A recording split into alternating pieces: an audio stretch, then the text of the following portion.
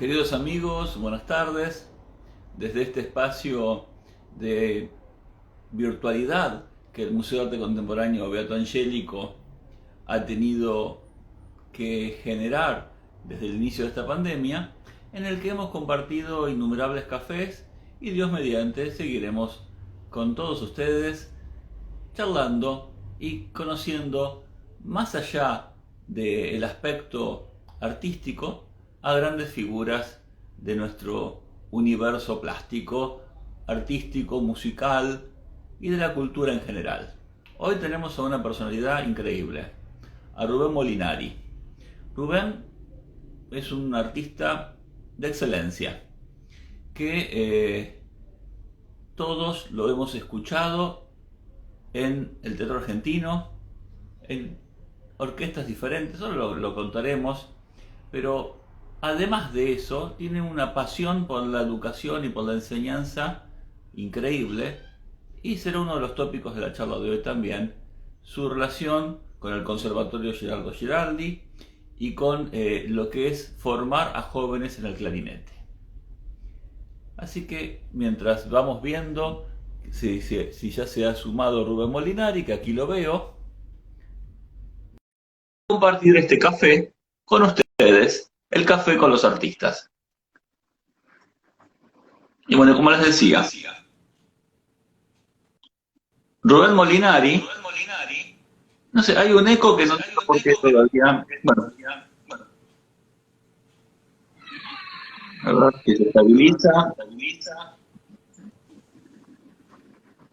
Bueno, mientras todo se va realizando eso, les cuento. Hoy es el Día del Clarinetista.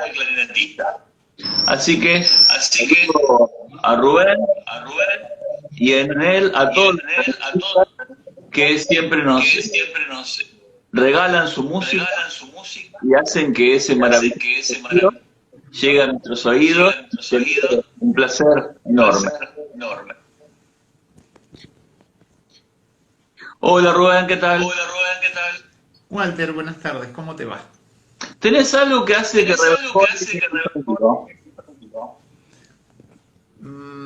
A ver, si le bajo un poquito el sonido. Dale, intentemos. ¿Ahí qué te parece? O ahí, a ver, mejor. A ver, bajo yo también un poquito el sonido. Ahí está Y ya bien. estamos. Ah, perfecto. Bueno, feliz día del clarinetista. Muchas gracias. Esto está establecido no hace muchos años para los clarinetistas, pero bueno, hoy nos estuvimos saludando entre todos, vanagloriándonos de ser clarinetistas. Pero contemos a los amigos que hoy se conmemora un aniversario del nacimiento de quien creó el clarinete, Christopher Renard, que en 1695, creo que fue por ahí, cuando hizo el primer clarinete, y el mundo le debe a él que músicos como vos puedan hacer sonar ese instrumento maravilloso. Tal cual, estás muy bien informado, es así. Fue el primer luthier que generó un chalumeau, como se llamaba en esa época, un instrumento de armonía, que terminó siendo, gracias a un pequeño inventito que le hicieron, una llave que nosotros llamamos portavoz, lo transformó en clarinete, que en la realidad eso significa que es un sonido claro. Por eso es el nombre del instrumento. O sea que es un sonido claro que lo percibimos tal cual surge. Tal cual, porque el chalumeau que él generó se llamaba instrumento de armonía, o sea, de acompañamiento, como se le ponían los instrumentos graves en esas épocas. El fagot, el contrabajo, la viola, la gamba, siempre eran instrumentos para acompañar. Pocas veces se le daban misiones solísticas. Para que el clarinete pudiera existir y a este instrumento, este chalumeau, tuviera la presencia que tuvo, se le estuvo buscando la forma de que su registro se ampliara.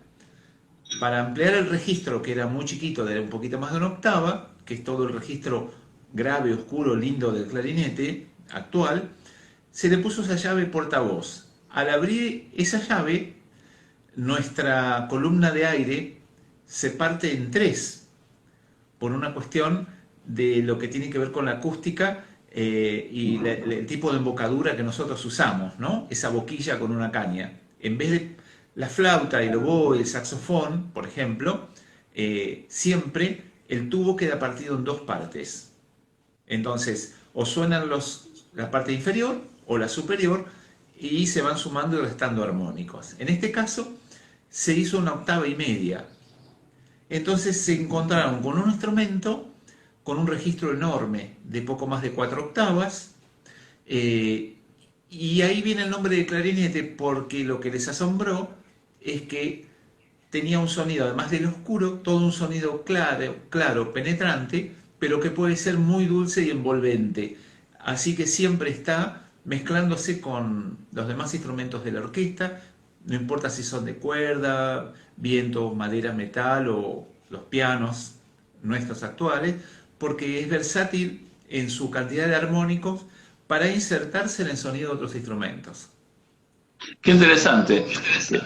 O sea que va, además, ese sonido es como que trabaja transversalmente con toda la orquesta y va ayudando, no sé si ayudando, pero va uniéndose a todos los demás sonidos, permitiendo también ayudar a la claridad de lo que estamos del otro lado escuchando. Sí, así como en el cuarteto de cuerdas, vos tenés un primer violín y un segundo violín, una viola y un violonchelo. La viola generalmente lo que hace es unir el hueco de las notas que le faltan para abajo al violín y las notas que el cello sí las tiene para arriba, pero que sería muy, muy solístico en un cuarteto utilizarlo siempre ahí. La viola es un poco menos sonora y está ahí. El clarinete cumple la función que entre la flauta o el oboe, el fagot y el corno en quinteto de vientos, o si estuviera con las cuerdas, está ahí al medio, pero tiene la versatilidad de tener mucha potencia en todos sus rangos. Entonces vos podés trabajar con tres nomenclaturas diferentes, lo que es el chalumeau, que es el grave, el rango del clarinete, que es el registro medio, y el rango agudo, que es donde se usó mucho más, por supuesto, en fines del siglo XIX, principios del siglo XX, hasta el día de hoy. O sea, los vecinos se pueden quejar, pero se puede realmente trabajar y sacar muy buen sonido con un trabajo mediante, ¿no? Y usar las 4 octavas del instrumento. Dudo que tus vecinos se puedan quejar porque siempre tu música es maravillosa. No sé de los Muchas alumnos que gracias. hacen fiesta, pero sé que vos empezaste en el conservatorio a los 9 años, eras un niño. Sí, yo tuve suerte porque mi papá era amigo de quien fue solista y de teatro argentino, y este señor, Salvador D'Angelo, era uno de los dos solistas de la Orquesta del Teatro Argentino. Este señor, cuando él se separó de su esposa, fue a pedir asilo a la casa de mi papá. ¿Y qué pasaba? Yo lo escuchaba estudiar a través de la puerta, pero no lo veía por esas puertas antiguas, todas de madera alta, con vidrio, pero con esos postigos de madera. Y a mí me fascinaba porque el sonido salía por arriba de todo, por las famosas Banderola. banderolas. Bueno, desde ya te digo que no es una percepción mía. Cualquiera que lo haya conocido te dice que tenía un sonido asombroso y una musicalidad terrible. Bueno, yo ya a los 5 años, la primera vez que entré de jugar al fútbol de la placita de enfrente a mi casa, lo escuché. Cuando lo vi a mi papá le dije que me tenía que comprar uno de esos. Mi papá me dijo, bueno, tenés que esperar porque sos chiquito. ¿Y hasta cuánto? Y el conservatorio es a los 9. Bueno, esperé.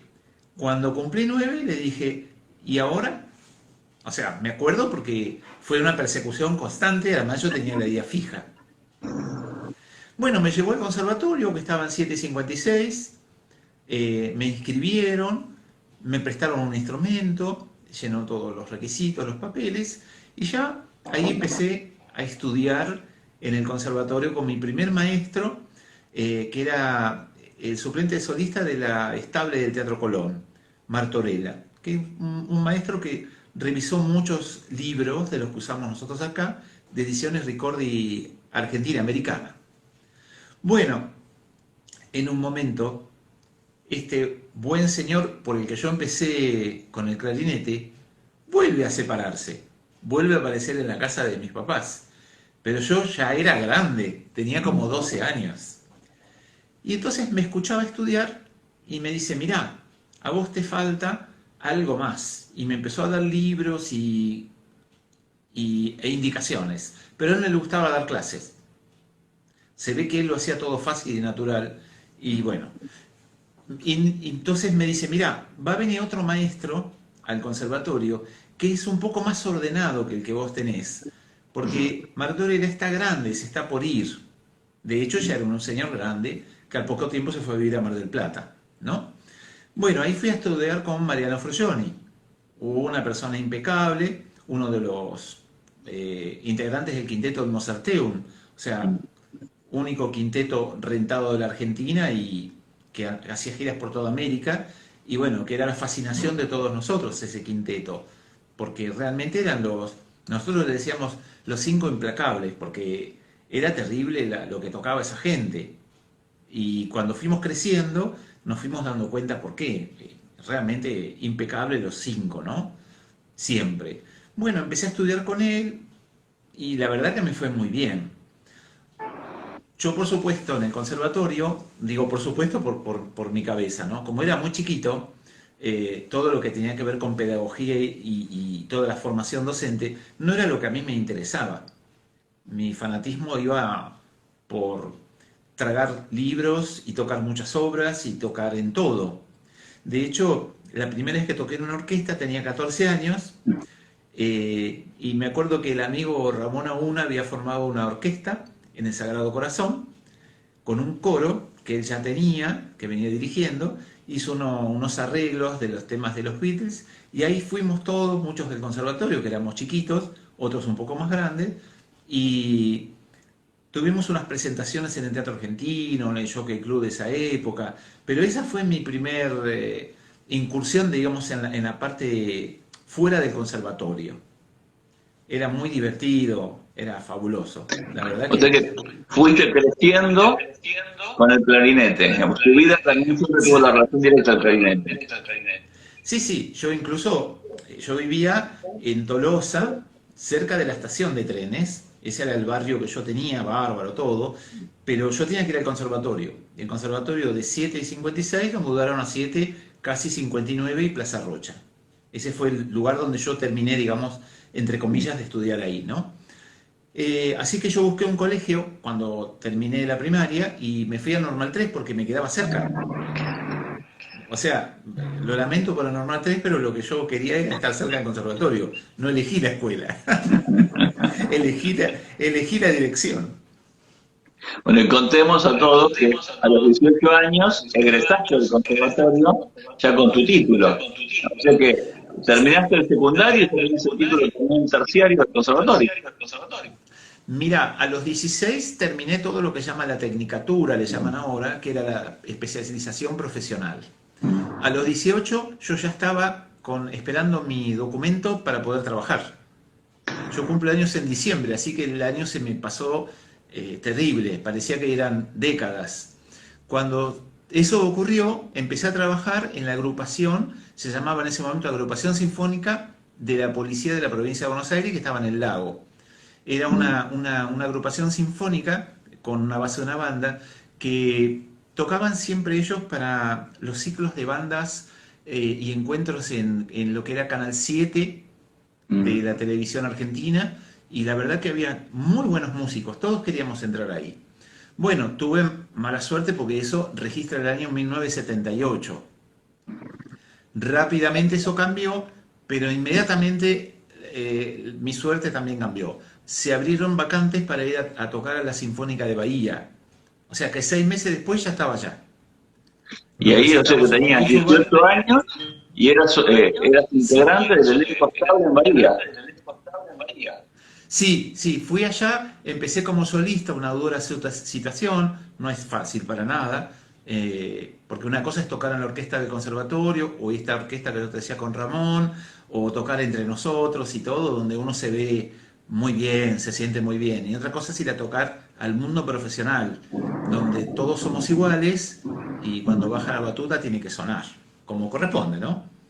El trato muy bueno, me encanta, o sea, siempre voy a estar agradecido dentro de todos los lugares y entidades a las que agradezco, es que la orquesta esa justo se la reorganizaron y se hicieron los concursos y yo digo pudimos porque 5 o 6 nos fuimos de acá para allá y había gente de casi toda la Argentina porque era bastante juvenil la orquesta, era un promedio de menor a 30 por ahí en ese momento. Algunas personas que ya estaban de allá de Bahía eran grandes, o sea, te imaginas tener 18, 19 años, una persona de 50 es muy grande. Entonces eran grandes, pero la mayoría éramos jóvenes. De ahí que yo ahí, en los 11 años que viví, en cuanto a lo musical, hicimos de todo. O sea, todo lo que se podía tocar se tocaba. Ya fuera un didáctico, quintetos de viento, cuartetos de viento, cuartetos de clarinetes. O sea, teníamos un cuarteto de clarinetes formales que funcionó por 6 o 7 años y tocábamos por toda la zona de Bahía. Hasta me acuerdo que una vez nos contrataron del Hotel Provincial de Mar del Plata porque estaba ahí, estaba encantado con la sonoridad de los clarinetes. Así que íbamos a tocar, creo que era Salón Blanco o algo así se llamaba. Bueno, y nos fuimos a instalar allá con la Orquesta de Bahía a hacer temporada de verano, que se hacía en el auditorio, y después de eso a la noche íbamos a tocar ahí, a hacer música de cámara. Pero bueno, pasé por varios grupos, la orquesta en sí, por una cuestión de extensión, que lo hacía muy bien, también hacía música de cámara en lo que sería el Salón Dorado acá, el Salón Dorado del Teatro Colón. Bueno, allá tenían la Sala Pairó, digo tenían porque yo la verdad que no sé cómo quedó el teatro en estos momentos, y hacíamos conciertos, a veces, o sea, organizados desde la dirección, conciertos de cámara. Así que ahí nos dimos muchos gustos que son complicados de armar cuando vos venís de afuera sin una sincronización. Es decir, las serenatas para vientos de Dvorak, de Brahms, no sé, la Gran Partita, cosas por el estilo.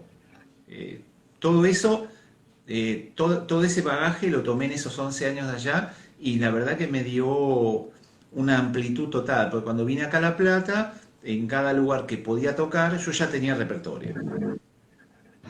Y bueno, y contanos eso, porque en el 90 te venís a La Plata. ¿Qué hizo Sí, ese quiebre que dejaras Bahía para llegar a La Plata, al Teatro Argentino, digamos, al segundo coliseo del país?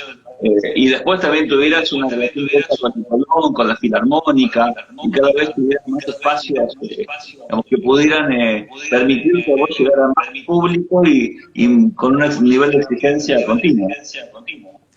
mira, lo de teatro voy a retrotraerme. Cuando yo iba al conservatorio, pasaba a ver a mi amigo por el que yo me inspiró para estudiar el clarinete, lo pasaba a ver por el teatro. Así que yo me infiltraba con él por la puerta giratoria que había en calle 51, se entraba por calle 51, que la puerta giratoria, para los que fueron al teatro este nuevo, está en un costado, está de muestra todavía como algo histórico. Bueno, y él pedía permiso y yo entraba al foso.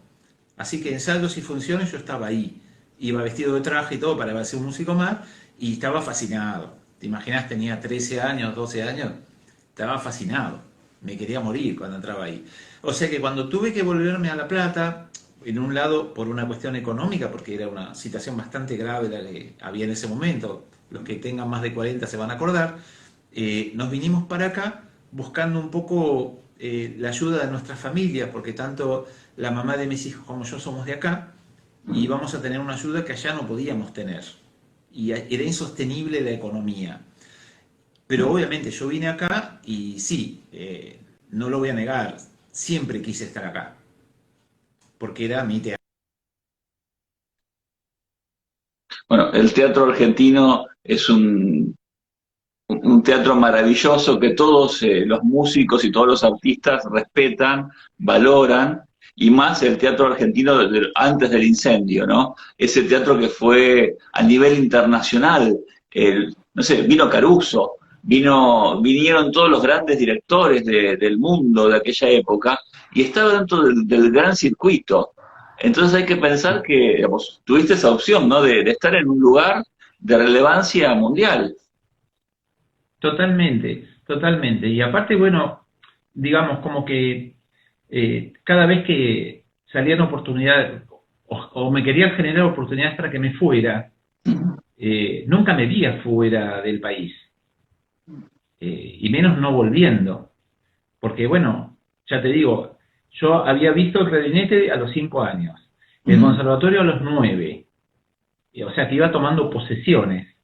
Y a los 12 o 13 ya estaba en el teatro yendo. Es más que aparte de eso, los que éramos del conservatorio, a veces, como niños, íbamos a formar parte del coro de niños para bohème u óperas similares, nos hacían pruebas y íbamos. Así que ya recorríamos el teatro y bueno, 1 o 2 años después éramos veteranos de los coros de niños, juntos con otros amigos que son de acá, de La Plata, y que nos fuimos a Bahía, nos volvimos de Bahía, formamos parte de esta orquesta, ya casi nos jubilamos juntos también. O sea que en realidad como que, excepto los primeros 9 o 10 años, después nos pasamos los otros 40 años juntos.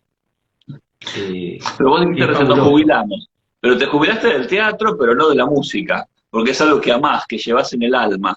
Así que de eso no te Tal vas a cual. jubilar nunca. No, no, no. A mí hay una respuesta que dábamos todos los que nos jubilábamos, porque supuestamente con 55 años sos muy joven para jubilarte, es lo que te dicen los demás. Y yo le decía, no, mirá, yo con esta edad ya tengo 38 años tocando.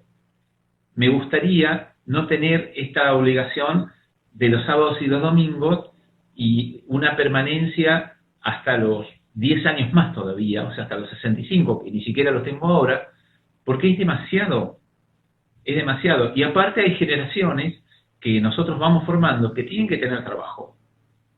O sea, como muchas cosas, y no es una crítica, la Argentina creció en muchas cosas, pero vos lo sabés porque sos una persona de las artes y te apasiona todo esto también.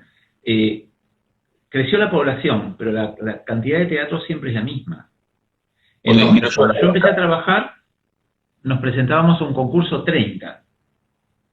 Y la última vez que yo me presenté a la Sinfónica Nacional, creo que fue, no sé, en el 95, algo por el estilo, que no entré, y ya éramos cerca de 45. Así que ahora debe haber como 100. Porque a medida que la tecnología te alimenta, hay más gente tocando. Bueno, y eso también habla de tu grandeza, porque hay algunos que se eternizan en los cargos y no dejan lugar a las generaciones nuevas. Y vos, además de formarlos y seguir formándolos en el conservatorio y dándole una atención particular a cada alumno, digamos, amando esa forma de educar, también dejaste tu espacio para que otros pudieran ingresar al conservatorio, pudieran ingresar al teatro y ser parte digamos, de esa orquesta estable y siguieran creciendo. Y también después dieran espacio a nuevos, porque eso es el curso de los honores, pero también el curso del respeto de la vida y del arte. Y en eso Sí, vos sí. haces un culto, eso doy fe. Los otros días, le cuento a los amigos, habíamos organizado ponernos de acuerdo para charlar telefónicamente, y él terminaba de dar una clase en su casa a alumnos del conservatorio. ¿Por qué? Porque esta época de virtualidad no permite el contacto directo y un músico necesita ese contacto para enseñar. Y él no, digamos, podría directamente hacer como otros y decir, bueno, la situación no lo permite, no se da. No. Rubén está dando clases a quienes puede, digamos, no particularmente, siguiendo con sus horas del conservatorio, pero en una clase particularizada, que eso es algo para aplaudirle. Así que muchas gracias en nombre de todos los que amamos la música y generaciones futuras que van a seguir formándose gracias a que este año y medio no se interrumpió. No, digamos, cuando el afecto que se forma con los alumnos, en el caso de la música, ¿no? Que nosotros los tenemos durante 5, 7 y 9 años a veces, es como llegar hasta el techo de tu casa y decir, bueno, la abandono. No podés dejarlo. Y cuando los chicos empiezan a no poder conectarse y a tener dudas, es muy difícil abandonar un afecto así. Y sobre todo cuando te necesitan y vos lo tenés todo a tu alcance. Solamente lo tenés que ver para darle la clase. O sea que de estar imposibilitado es la única forma en la que yo me negaría. Nos cuidamos, no hicimos las clases semanales, las hicimos más espaciadas, las seguimos haciendo más espaciadas con los chicos de clarinete, sobre todo, pero lo seguimos adelante y los chicos van a poder recibirse aquellos que están cerca de la finalización de la carrera. Porque bueno, la pandemia es algo que nos atacó a todos, nos incumbe a todos, pero tenemos que ser, no sé, me parece que lo más solidario y auspicioso posible para que todos sigan con sus proyectos. Porque, por ejemplo, o sea, mi mayor contacto con vos y con el museo es a través del quinteto del conservatorio, que es algo que generamos con Hugo Regis, que hace poco estuvo también con vos, y con los otros chicos que vos conocés, ¿no es cierto? Eso puede esperar, es un proyecto que puede esperar porque nosotros estamos formados y entonces esperamos. Pero los que están en la duda de qué va a pasar con su futuro, si vos le cortás el puente, yo no sé si van a saltar. Así que prefiero ser un peldaño al que puedan acceder a cortar ese tipo digamos, de continuidad que le puede dar un futuro, si ellos así lo deciden, ¿no? Porque esa es la función nuestra, yo me veo así como docente, al servicio de los alumnos, y no al revés. Es que, digamos, el verdadero docente tiene esa alma, ese espíritu, y quiere formar, quiere que el alumno lo sobrepase, digamos, que tenga la posibilidad de que uno le brinda todo y después que él siga hasta donde pueda, ¿no? Hasta donde su virtuosismo le permita. Y vos tenés esa grandeza porque también sabemos que si, no sé, alguien que se está formando no tiene la adecuada, digamos, visión del docente, puede perjudicarse, porque el clarinete es como el cantante. Si no está bien, digamos, informado y formado, puede arruinarle, digamos, su futuro. Sí, sí, sí. La situación de usar el cuerpo para tocar, digamos, de tener que soplar, que parece algo muy sencillo, no es tan complicado, pero hay que tener la técnica básica y el cuidado permanente, que lo tenés únicamente viendo a la persona cuando tocas, qué es lo que está moviendo y qué es lo que escuchás, y nosotros nos damos cuenta inmediatamente de dónde está saliendo, por dónde está pasando el aire.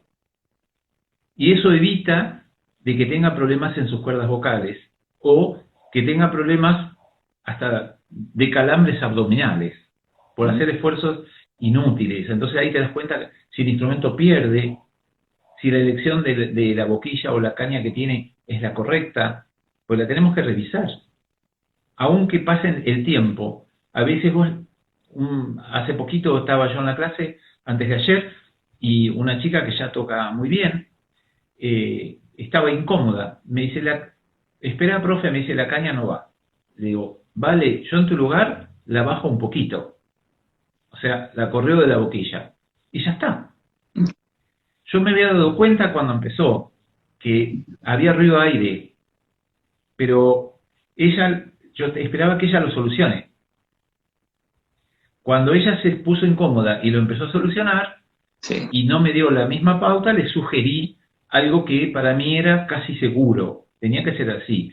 Tenés que acompañarlo todo el tiempo. Además, hay una cosa, la música está con nosotros. O sea, no importa si yo me jubilo, me voy, me quedo, toco o no toco. Yo escucho todo el tiempo y no puedo evitar escuchar. Recién hablaba con un amigo solista de clarinete de Bahía Y me dice, ¿estás en un ensayo? No, le digo, tengo el YouTube prendido, le digo. Estoy escuchando varias cosas, le digo, que me gustan, y a la tarde, después de todo lo que hago desde la mañana hasta las 2 de la tarde, descanso con esto. Y salgo de la realidad, que a veces es media dura. Te metes en otra cosa. Y bueno, la música te acompaña. Con la docencia, el problema es lo que vos decías. Si no te procurás estar siempre alerta, podés arruinar a la otra persona, Sí.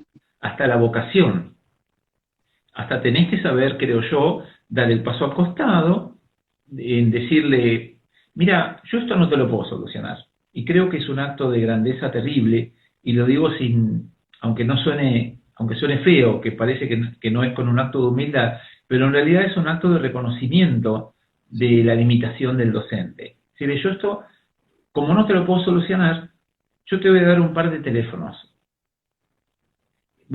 Yo hablar con estos maestros y ponete de acuerdo con alguno de ellos, a ver si podés tomar clases particulares fuera del conservatorio porque no están acá.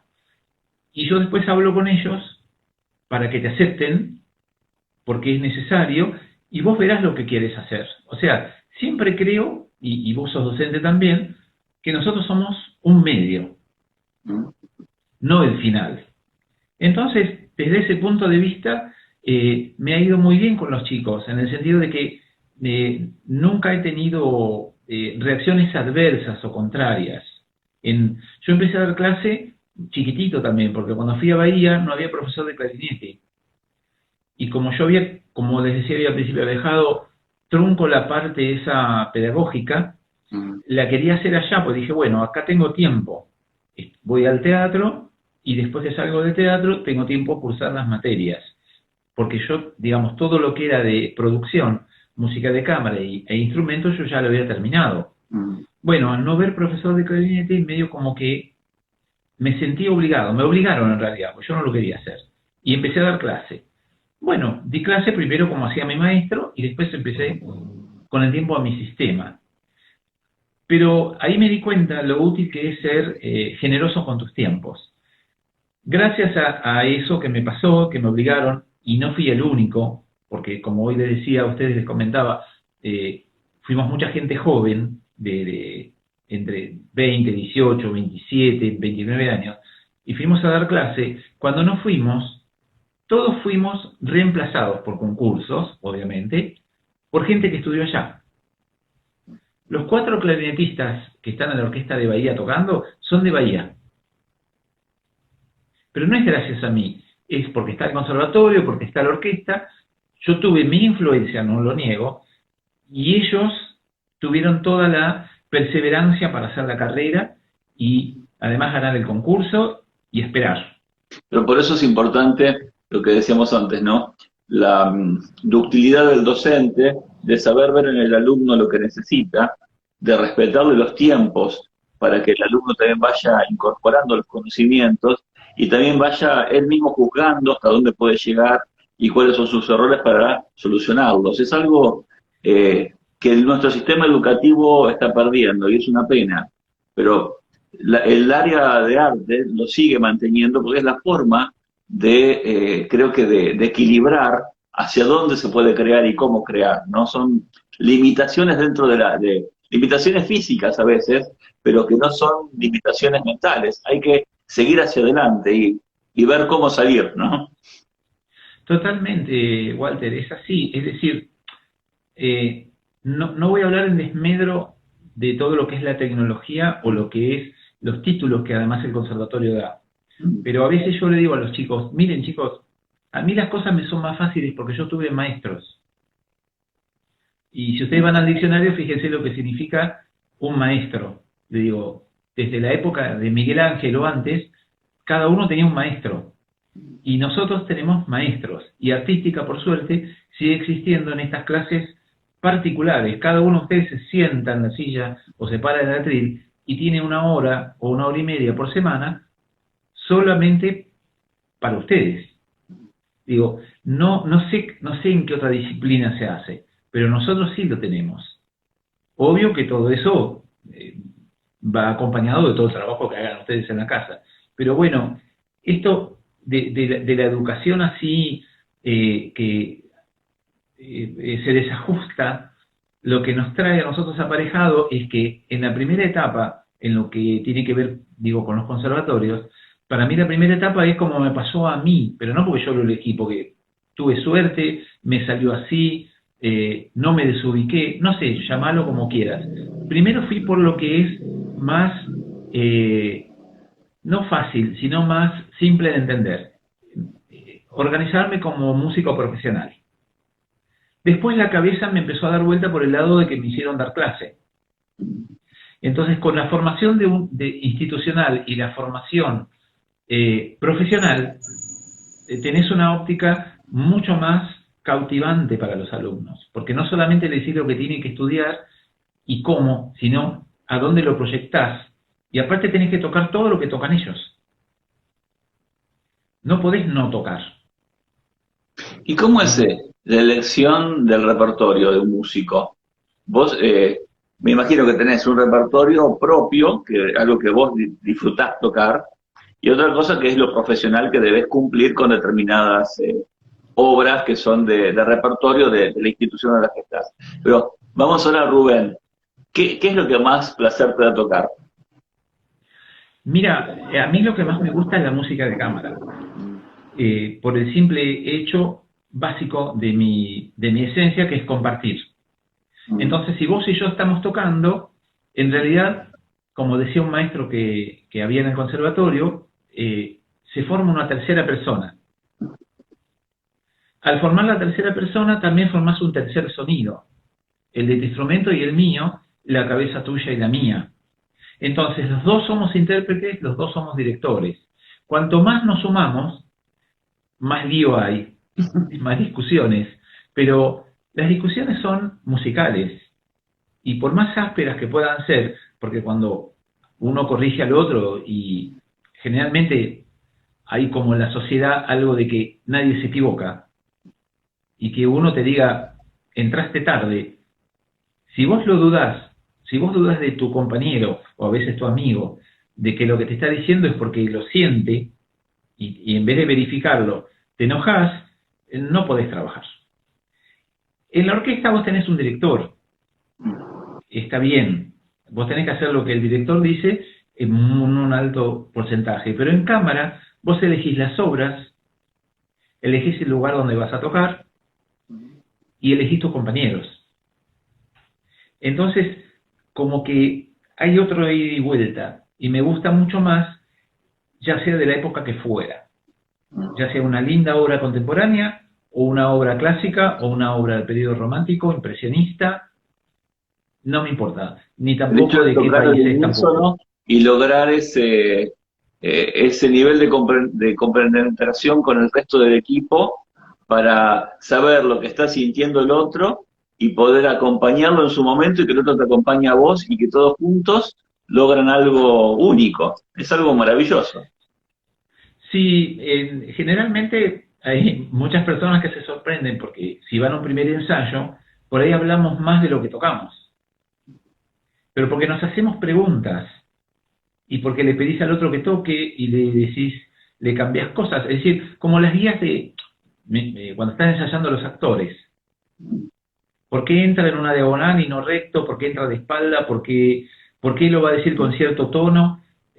¿Por qué lo comprendió? Bueno, la música, en general, todas las palabras que nos dicen cómo hacerlo, habla de los sentidos que nosotros no usamos, porque hablan de colores, hablan de ambientación, hablan de texturas, y supuestamente nosotros escuchamos nada más. Pero eso en la imaginación hace que vos te creas, yo no sé lo que pasa de afuera a veces, pero vos te creas que ese sonido es oscuro como vos creés que estás haciéndolo. Y eso es importante porque le da identidad a lo que haces.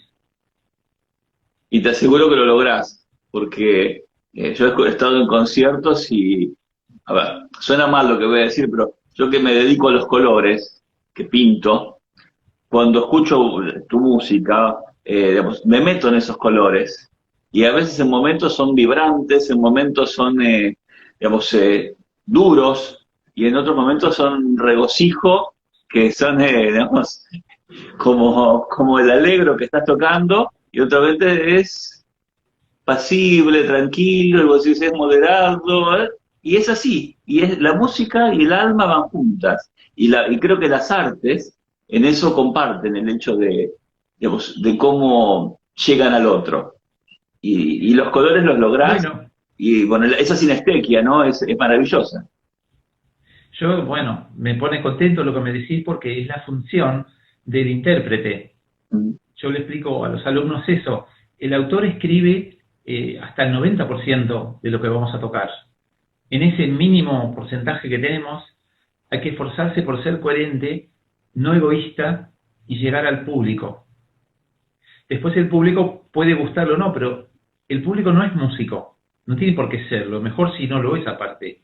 Y en este caso, vos me estás dando esa respuesta, es decir, vos sentís estados de ánimo, colores y texturas ¿Sí? gracias a el arreglo, los sonidos, el ensamble de instrumentos. Bueno, de eso se trata toda la música de los últimos 600 años, es decir, en todos los aspectos y en todos los géneros. Es trabajar permanentemente para, la palabra no es confortar al público o conformarlo, para generarle sentimientos permanentemente, como cambiar de panorama, cambiar de ciudad, de ropa, o sea, todo el tiempo te tiene que generar algo, angustia, algo te tiene que generar. Si no te imaginas nada, pienso yo que debe ser muy aburrido.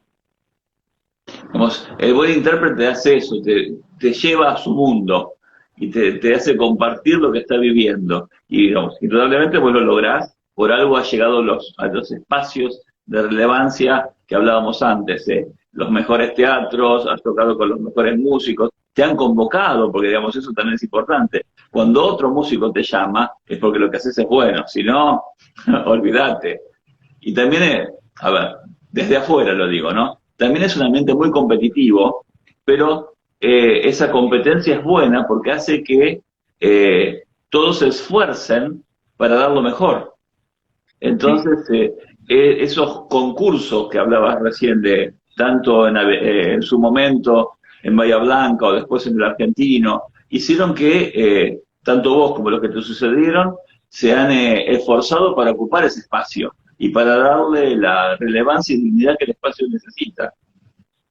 es que yo sí creo en el mérito, que hay Mm. veces que personas que realmente son muy eficaces y muy eficientes, sumamente artísticas, pero no pueden controlar, a muchas veces nos pasa, no podemos controlar el estado anímico y Sí. eso hace que falles en un concurso. Mm. Pero bueno, son las reglas, siempre hay una regla y no hay que tomarlo como que está en contra o a favor. Y aparte, competir no es malo. Hay muchas cosas de estas de ética y moral, como me formaron a mí mis maestros y los diferentes maestros y profes del teatro que cuando yo era chico iba ahí, los escuchaba y hablaban. Eh, También hay que ser competente. Permanentemente uno, cuando está tocando, hay que competir consigo mismo para ver si estás conforme. Sos el peor crítico siempre. Entonces, si algo te conforma un poquito, quiere decir que las demás personas van a empezar a disfrutar lo que haces.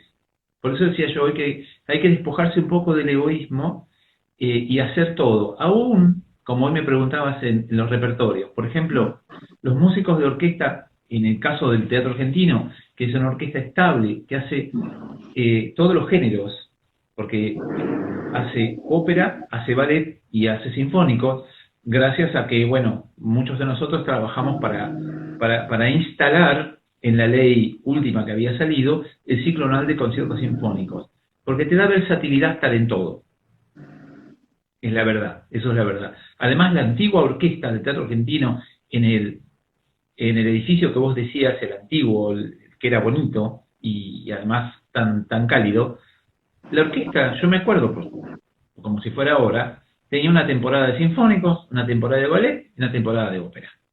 No sé si es bueno o malo, qué sé yo, para el público, para la orquesta es fantástico porque está en el escenario, es una cosa. Está en el foso, con el ballet, es otro trabajo. Está con la ópera, es totalmente diferente. O sea, tenés que hacerte diestro en todo. No es lo que vos querés ni lo que quiere otro.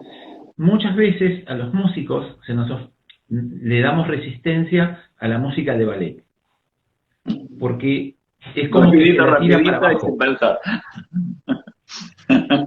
Lo digo yo desde el punto de vista que ahora lo viví muchas veces y a veces me cansaba repetir, porque el problema no es la música, sino que a veces no se coordinan bien los ensayos. Entonces, si yo te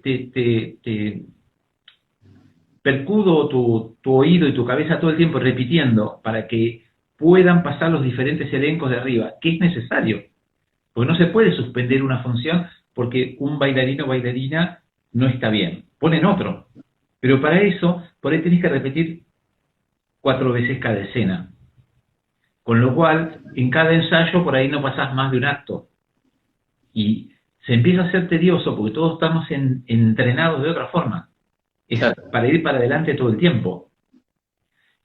Eso es algo que a veces nos falta acá en Argentina, que creo yo que es un poco más de humildad, porque en otros lugares del mundo las orquestas hacen ballet y suenan igual muy, muy bien, y los músicos no están tan enojados como nos enojábamos a veces nosotros, y también es cierto, se sincronizaban mejor las cosas, por lo menos de lo que me tocó vivir. Pero aún así, con ese tipo de situaciones, uno siempre intenta ser competente, hacerlo mejor. Porque si no, la pobre persona que va a escuchar, digo pobre porque no está advertida de que ese día va a ser malo porque yo no tengo ganas. Y no tiene que ser así. No debe. Te puede pasar, pero no tiene que estar preestablecido. Y esas son las cosas profesionales. El tema es ese, ¿no? Siempre tocar desde el alma y bueno, y disfrutar lo que se está haciendo. Y cuando no se disfruta es un problema.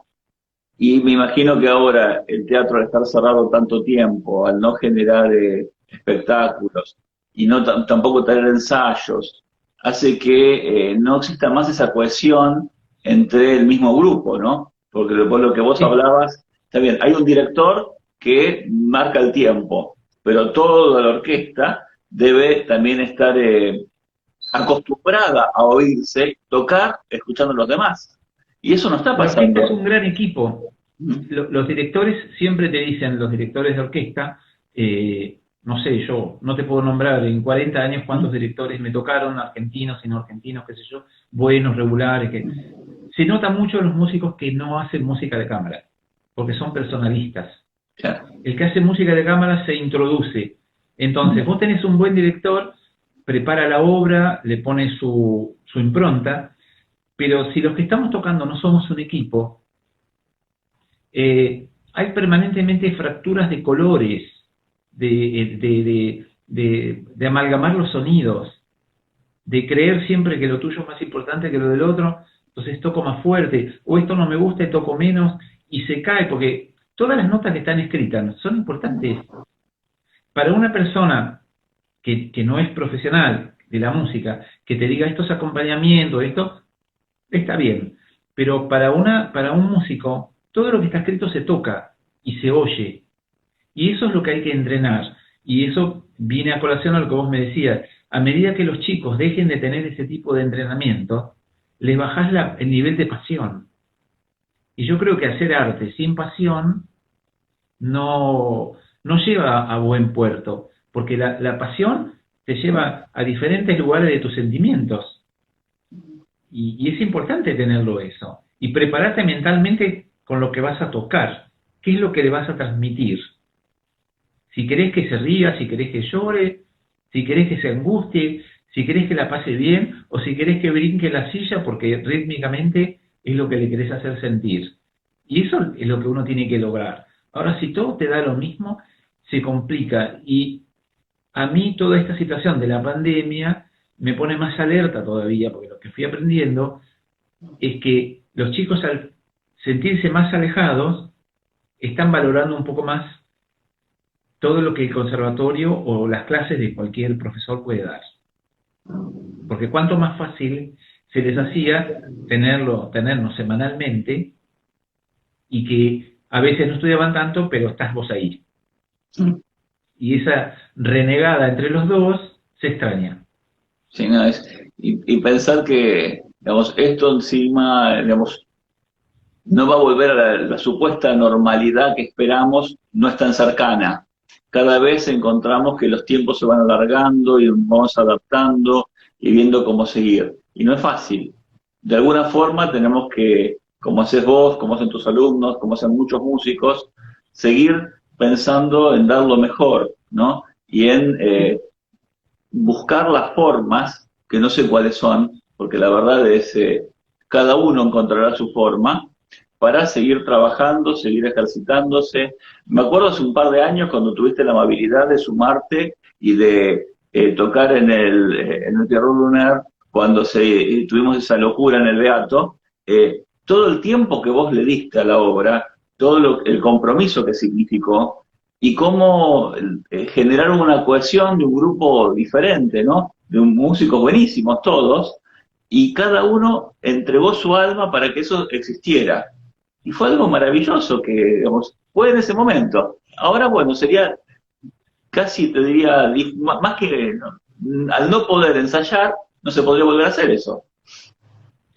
Mira, ayer me hablaba una amiga que quería que toque. Y le digo, no, mira, yo estoy preparando las clases nada más, porque después le saqué la cuenta, de 52 años de tocar, no tengo ganas de estudiar solo. O sea, debería o explorar o qué sé yo, pero siendo auténtico le digo, no tengo ganas. Lo que sí tengo ganas es de volver a mi vida habitual. Digamos, por mi edad y por las épocas que pasé, siempre obtuve en la resistencia a realidades adversas la forma de continuar. Y es lo que yo les estoy proponiendo siempre ahora, en algunas reuniones que tuvimos con la dirección del conservatorio, algunos profesores, reuniones buenas, no de peleas, discusiones, sino de qué es lo que hay, cómo llegamos, cómo sostenemos, por qué queremos llegar acá, bueno, las leyes que te dejan o no te dejan. Y yo le decía eso, mira, si nosotros no buscamos las alternativas legales, las alternativas humanas, que es lo que hago yo en mi casa cuando viene algún alumno o cuando escucho a un grupo de cámara que dice, tengo una casa grande y vamos a hacer 2 nada más y tengo 2 ventanas y tengo, listo, me pongo el barbijo y voy, chicos, mandame las primeras grabaciones, voy al final de la obra y ya terminamos de armar esto, porque por lo menos, digamos, un poco de atención, eso se merece, ¿no? Pero creo que la realidad de la pandemia o de cualquier otra cosa que se nos cruce, uno no debe ignorarla, no voy a ser necio, pero si no nos resistimos desde el punto de vista de decir qué es lo que queremos y qué es lo que tenemos, me parece que es como cuando estudiás. Yo estuve entrenado desde chiquitito a estudiar. Todo lo que tenía en el atriel yo no lo podía hacer. Todo lo que yo quería no lo podía tener. Porque nosotros vivimos en Argentina, o sea que vos querés un instrumento y dependés de la situación económica de tus papás. Entonces, ¿qué haces? ¿Dejás o seguís como venís y empujás para llegar? Y yo voy por ese camino. Y con la música lo mismo. Vos decías el Pierrot Lunaire, un dolor de cabeza para ensayar, o el cuarteto del fin de los tiempos.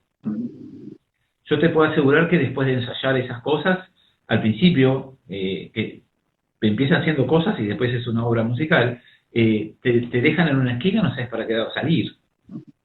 Porque es mucha información, toda junta, y para músicos que estamos integrados a hacer, como se hace acá en Argentina, hacemos todo lo que nos cae lo hacemos porque no hay forma de decir que no. Porque después por ahí no tenés oportunidad. O sea, fíjate si yo hubiera dejado esas obras, voy a decir, no, espera, me jubilo del teatro y hago todo esto, que es complicado porque voy a tener todo el tiempo para mí. Y me parece que no lo voy a poder hacer. Entonces, se te superponen cosas, te cansa, te agota, pero el desafío y el placer de poder llegar a un fin y tener una situación artística y poder cumplir con eso con la obra, con tus amigos, con quien te lo pidió, me parece que es un desafío que uno tiene que tomarlo y sentirse siempre que está compitiendo con la adversidad y que no es malo, porque en todos lados debe pasar. Porque yo veo, como te decía hoy, el YouTube o lo que vos, o todo lo que me mandan, pero yo veo el resultado, no veo el trabajo, ni aún en las masterclass que te envían. Sí. Que es lo que yo le digo a los chicos, tengan cuidado con eso, porque aún las masterclass de los grandes maestros, que no hay que quitarle mérito, pero no nos están mostrando un laboratorio. Entonces, si ustedes pudieran estar ahí, cosa que ojalá lo puedan hacer, se van a dar cuenta que van a tener que trabajar bastante para llegar a que te filmen y que puedas hacer esa supuesta clase abierta. Porque justamente se llama Masterclass, es una clase magistral dada por un gran maestro y por destacados y destacadísimos alumnos o profesionales. O sea que tenés una sola oportunidad y un solo momento para hacer lo que te están pidiendo. Pero bueno, son las cosas que, digamos, si le empezamos a sacar el cuerpo al trabajo, se nos va a complicar la vida. Por eso yo estoy muy atento ahora en esto de pandemia, como te decía, estoy aprendiendo a que los chicos están demandando. ¿Cómo hacemos? No están relajados como antes, que tampoco los critico, porque el sistema los llevó a decir, bueno, ya me lo va a decir. Entonces, bueno, te vas adaptando, y creo que es otra de las partes que tenemos los docentes. Supongo que vos estarás pasando por cosas bastante parecidas, y si no nos adaptamos, dejamos el sistema así trunco. Uno va buscando las formas de llegar al otro, de compartir y también de ver y de ponerse del otro lado y ver cómo, digamos, cómo se recibe, ¿no? Y eso también habla de tu grandeza y quiero, para ir terminando, contarle a los amigos que muchísimas veces, cuando la realidad nuestra era la anterior, que teníamos presencialidad, que teníamos conciertos, que había actividades, yo los llamaba a Hugo, los llamaba a Rubén y organizábamos conciertos maravillosos y ellos siempre estaban presentes. Y eso lo tengo que agradecer muchísimo porque teníamos una forma de compartir un espacio, pero en el que los artistas que iban, que esperemos que vuelvan, se sentían cómodos, porque también el público que iba a disfrutar de eso.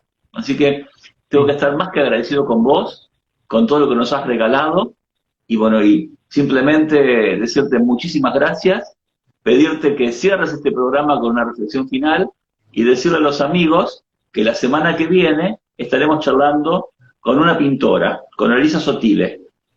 Así que este ida y vuelta en las artes nos hace poder compartir el café y siempre tener algo que nos tira hacia adelante. Y Rubén es alguien que siempre está buscando un norte para compartirlo. Así que te agradezco y cerras vos el programa como el invitado que agradecemos y aplaudimos. Muchas gracias. Mira, lo primero que quiero es agradecerte lo que decís y que sepas que a través de, con el quinteto que es del conservatorio, con los que más hemos ido a tocar, una de las razones por las que hemos ido a tocar es por las facilidades que nos ofrece tu espacio, el espacio del museo, y el factor humano. Es importantísimo, porque nosotros, todo eso es afectivo. La música es una cosa natural de nosotros, pero que resulte, tiene que ver con el afecto. No es que tengas ganas o no. Las ganas te dan cuando estás ahí. Cuando los que nos rodean son personas como vos y como las otras personas que están siempre presentes y ayudando para que la cosa funcione. Y bueno, y lo que les puedo decir a la gente, lo que yo siento, que tiene que ver con lo último que decía, pronto nos vamos a ver, vamos a encontrar la forma, porque tenemos que pensar por grupos, por burbujas, como le dicen ahora, cómo tenemos que hacer para seguir con nuestra vida, porque no creo que haya ningún gobierno en el mundo, porque lo están demostrando, no pueden controlar las necesidades de millones de personas, sino que las personas le tenemos que dar pautas, para mí, de cómo podemos llegar a hacer lo que siempre hicimos, sin comprometer la salud, los espacios o las leyes que estén promulgando para controlar esta situación existente. Así que lo que yo le digo que pronto nos vamos a ver y vamos a estar haciendo nuestro ciclo en el museo y vamos a estar tocando en diferentes lugares y voy a empezar a ir al conservatorio pronto ya con mi segunda vacuna. Es decir, eso va a ir resultando. Vamos a convivir con la realidad que nos toque, pero no vamos a relegar lo que nos apasiona, porque si hay un regalo que tenemos, que tenemos todos, es la vida. A través de la vida tenemos todo lo demás. Entonces, bueno, este momento que estamos pasando y que es tan lindo y que tanto te agradezco, es gracias a que nos podemos ver, a que nos conocemos y a que existe una relación de esa influencia humana que es el afecto, que entra por todos lados y por todos los sentidos. Desde ya estoy más que agradecido. Agradecidos nosotros, gracias, y pronto en el museo entonces con un concierto que va a ser posible. Besos Sí, sí. a vos, a todos y gracias. Gracias, muchas gracias a ustedes.